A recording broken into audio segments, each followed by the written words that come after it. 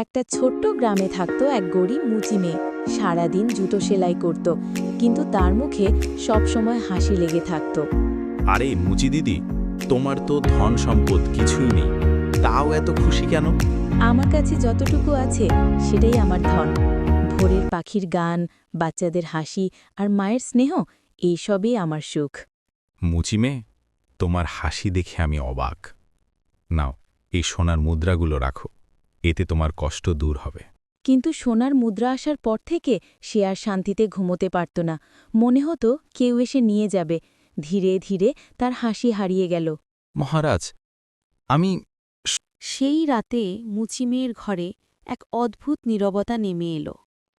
ছোট্ট কুঁড়েঘরটা চারদিকে ছিল কেবল হাওয়ার শোষো শব্দ। এক কোণে রাখা সোনার মুদ্রার থলিটার দিকে তার চোখ বারবার চলে যাচ্ছিল। ওহ, যদি কেউ জানে আমি সোনা পেয়েছি, যদি চোর আসে, আমি তো কিছুই করতে পারবো না। হু হু হু হু হু হু। মুচি মেয়েটি থলিটার ওপর কাপড় চাপা দিল, আবার কিছুক্ষণ পর সরিয়ে দেখে নিল সোনাগুলো আছে কিনা।